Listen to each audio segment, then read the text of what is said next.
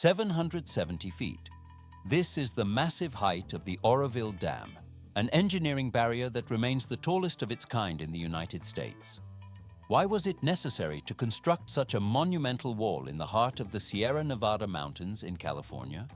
At first glance, the landscape seems permanent, but the region faced a constant threat from uncontrolled water masses that could obliterate the downstream environment in mere minutes. The structure acts as a critical shield, engineered to restrain over 5 billion gallons of water and regulate floods that possess the energy of 1,000 cascading rivers. Engineering efforts at this scale are never a simple matter of piling material. Technicians and planners had to account for the complex mountain geology and the relentless hydraulic pressure exerted by the reservoir. One can notice how the sheer weight of the concrete and rock layers is calculated to counteract the lateral force of the liquid mass. The process is only gaining momentum. It was a project that many contemporary observers labeled as too risky due to the technological limitations of the middle 20th century. Boulders and earth were moved in quantities that defy standard imagination to form the core of this colossal embankment. It only looks obvious that a dam should stand firm, but in reality, every inch of the foundation had to be anchored into the rugged tectonic terrain to prevent seepage. The camera glides along the massive spillways designed to vent excess energy when the reservoir reaches its peak capacity. Everything only gets more complicated as the seasonal rains begin to test the integrity of the barrier. Automated sensors now monitor the internal stress of the rockfill structure around the clock.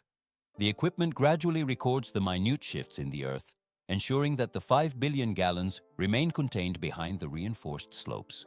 Transition to the next level. This immense wall does not just store a resource, it stands as a permanent mechanical sentinel against the raw power of the California wilderness.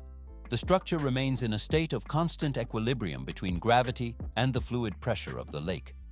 The dam continues its silent operation as the primary guardian of the valley below. 770 feet.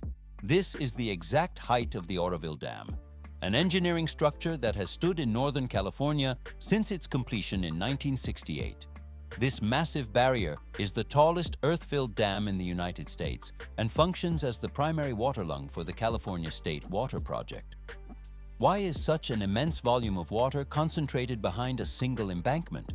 The structure holds more than 1 trillion gallons of water within its reservoir to manage the unpredictable natural cycles of the region. Without this control, the spring snow melt and seasonal rains would overwhelm the landscape. But the dam allows for the regulation of river flows and ensures a stable water supply remains available during the arid months. But this is just the beginning of the structural challenges. Engineers designed the system to prevent flooding, yet in early 2017, the primary defenses faced an unprecedented test when record-breaking rainfall saturated the entire watershed. It only looks obvious that a concrete structure can withstand any flow. But in reality, the main spillway suffered a catastrophic failure under the pressure. One can notice how the water began to compromise the integrity of the overflow channel as the weather conditions worsened. Concrete slabs with a thickness of only 20 to 25 centimeters were suddenly torn apart by the hydraulic force. The process is only gaining momentum as the failure escalates. Water seeped beneath the remaining sections of the spillway, generating intense upward pressure that the design could no longer contain. The equipment and the surrounding terrain could not resist the energy of the escaping flow. It is visible how the weakened bedrock beneath the concrete disintegrated, eroding rapidly into a massive crater that threatened the stability of the entire hillside. The bedrock, once thought to be a solid foundation, vanished under the relentless movement of the water. From here, the structural emergency enters a critical phase where the primary spillway is no longer functional. 1,000 meters of fractured concrete had to be completely removed immediately after the crisis to prevent further catastrophe. The state launched a large-scale reconstruction project starting in May 2017 with an extremely tight timeline. The first phase required completion by the end of that year before the next rainy season arrived, while the entire system, including both main and emergency structures, had to be fully rebuilt by the end of 2018. But this is just the beginning. Tens of thousands of tons of concrete stood in the way of the new foundation and had to be cleared piece by piece. Because the spillway slope reached angles of 35 to 40 degrees, heavy machinery faced extreme difficulties maneuvering and operating safely on the incline. Excavators and hydraulic breakers chipped away at the surface, while water sprays were constantly employed to suppress fine dust from spreading into the air. One can notice how the water also cooled the breaker tips to prevent overheating during the intense friction of demolition. This measure significantly reduced the chance of concrete fragments flying off dangerously, making the removal work more controlled on the steep grade. Why did engineers resort to controlled blasting for certain sections of the spillway? It would seem that hydraulic breakers could handle the demolition of any concrete slab through sheer force. But the internal steel reinforcement made some areas impenetrable for standard equipment, requiring a more radical approach to avoid stalling the project. To deal with these stubborn areas, crews drilled hundreds of small holes in a dense grid pattern to insert low-charge explosives and detonators. Workers connected all wiring by hand and carefully inspected every connection to ensure the blast would trigger uniformly. When activated, the controlled explosions fractured the concrete along the intended lines, allowing workers to peel away the remaining sections without harming the bedrock underneath. Thanks to this method, the entire surface of the old spillway was successfully cleared of obstructions. Once each concrete slab was broken free, heavy-duty trucks loaded the debris and hauled it out of the work zone in batches. It gets more complex further on. Instead of simply discarding the old concrete blocks, the project utilized an on-site recycling zone to process the material immediately. Dump trucks released each load into a feed hopper, where a high-capacity crusher broke the slabs into smaller pieces with immense pressure. The material then passed through a vibrating screening system that sorted it by size, separating large aggregates from finer particles. Any material that met the required specifications was carried along long conveyor belts and stockpiled for reuse as base layers or structural fill. Excavators continued digging into the eroded soil and rock until they exposed the natural bedrock required for the foundation. A solid cement foundation was required to build a stronger and more resilient spillway on this stripped surface. Trucks began loading batches of dry cement premixed with gravel and sand, forming a material known as roller compacted concrete. At the central mixing station, a dump truck was filled with about 21 cubic yards of this mix every 5 minutes and immediately sent to the construction zone perched on the steep mountainside. At first glance, spreading this mix seems like a rough earth-moving job, but in reality, bulldozers leveled the material with centimeter-level precision to ensure the foundation bonded tightly to the terrain. They formed thick layers spread into long continuous strips parallel to the spillway channel. Immediately afterward, high-tonnage vibrating rollers made multiple passes to compact the loose material, transforming it into a dense, solid concrete mass firmly locked to the underlying bedrock. This cycle of placing, grading, and compacting was repeated continuously until the entire new foundation reached the required thickness and load-bearing capacity. And this is not the limit. One can notice how workers sprayed a thin film of water over the surface to keep it moist and activate the cement's hydration process. A specialized leveling attachment mounted to the boom of an excavator began its work on the compacted surface. The wide leveling blade moved back and forth, shaving down high spots and filling in low areas to create a continuous plane that matched the design slope. Thanks to hydraulic controls and precision sensors, the machine could maintain accuracy down to the millimeter. At the same time, the crew quickly pressed rebar dowels into their marked positions to prepare for the structural concrete layer. Workers inspected the entire surface using laser levels to verify that the base met strict elevation and flatness requirements. Next, the construction team began installing green epoxy-coated rebar, a specialized corrosion-resistant steel designed to withstand high-velocity water flow. Each bar was lifted into place and set on small concrete spacers to maintain the correct elevation above the foundation. This formed a uniform square grid that covered the entire spillway surface. In areas near the walls or where the spillway met exposed rock, workers bent the rebar to match the terrain for proper anchorage. Large rebar panels were pre-welded into modules off-site and lowered into position by crane to speed up the installation process. Once the reinforcement grid was completed, it formed the structural skeleton ready for the final step of placing the surface slab. Concrete trucks began loading fresh mix directly from the plant, where the temperature was tightly controlled by injecting liquid nitrogen. This prevented the concrete from overheating in the California weather and cracking prematurely.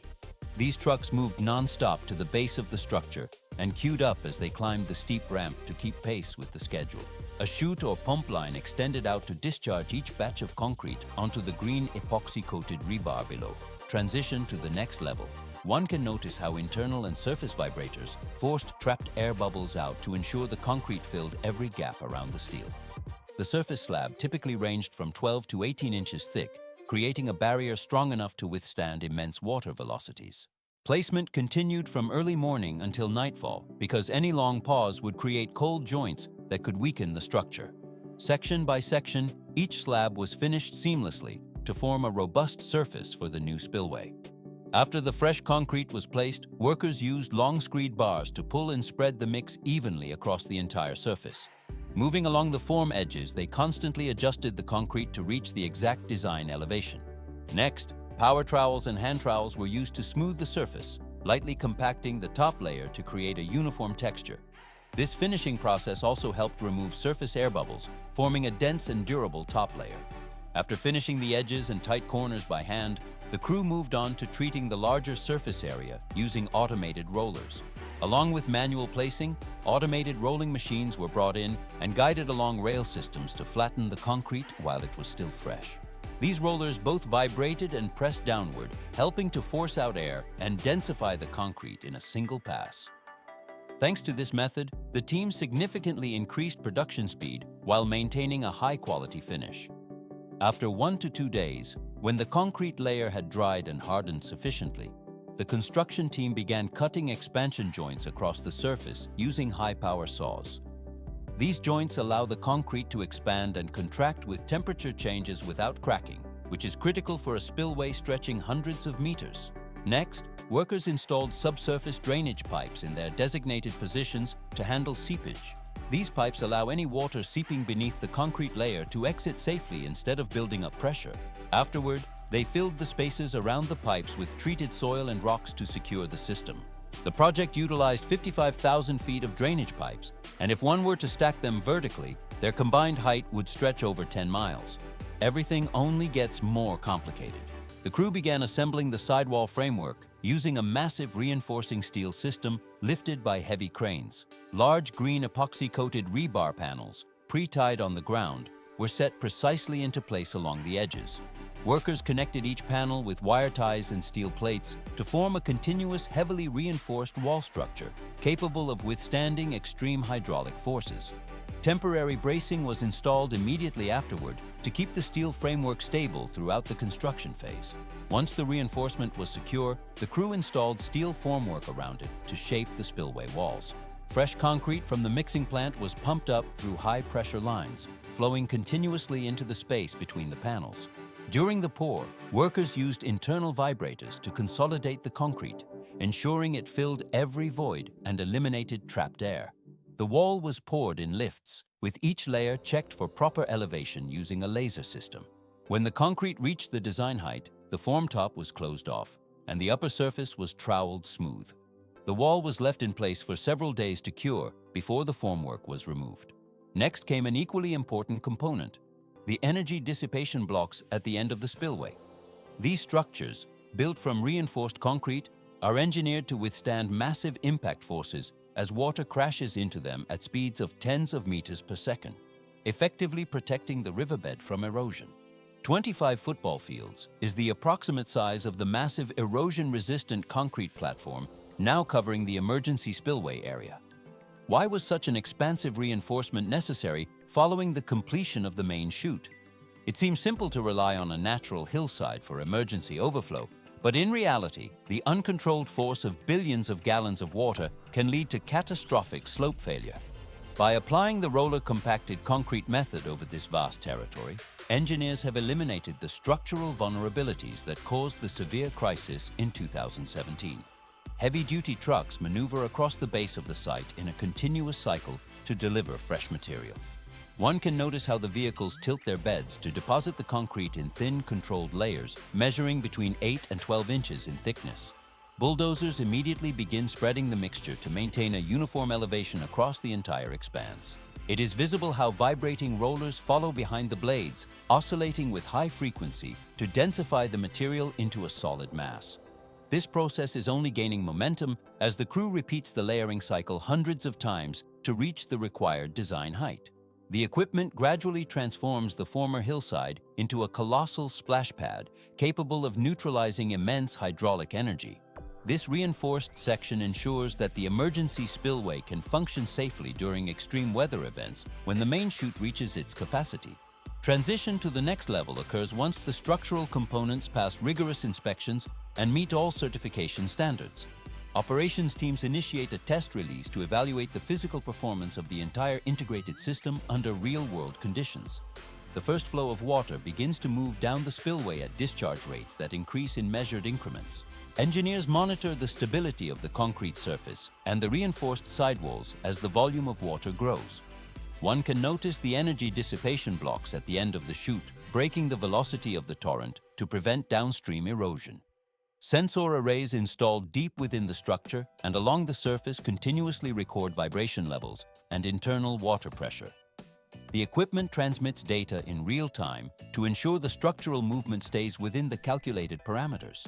Only looks obvious from a distance. The testing phase is a complex verification of every cubic yard of concrete poured during the reconstruction.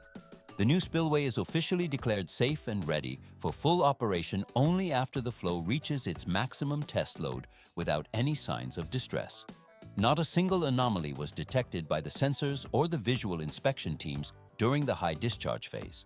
The material remains perfectly intact under the pressure, confirming that the engineering design behaves exactly as intended. The water flow is gradually restricted until the spillway returns to its dry state, marking the successful conclusion of the massive infrastructure project. Thus ends one of the key stages of ensuring the long-term safety of the dam. 600 workers completed the final phase of the repair process after laboring without interruption for more than 200 days. Why was such an unrelenting schedule maintained throughout the duration of the project? The construction window remained extremely tight as the teams raced to finish the massive engineering effort before the arrival of the California rainy season.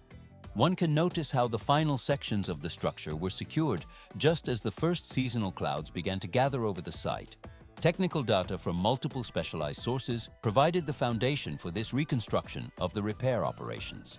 Accuracy remains the primary objective in documenting such complex industrial sequences. It is visible how every bolt and structural alignment follows strict engineering protocols established by the original design documents. The process is only gaining momentum as the site transitions from an active construction zone back to a functional piece of infrastructure. If any detail regarding the specific mechanics or logistical timelines appears to deviate from the established technical record, documentation of these observations helps refine the collective understanding of the project. Everything only gets more complicated when analyzing the logistics of 200 days of non-stop labor. The equipment gradually moves off-site as the final inspections conclude. Thus, the engineering story of this restoration reaches its quiet conclusion, leaving the structure ready for the challenges of the coming season.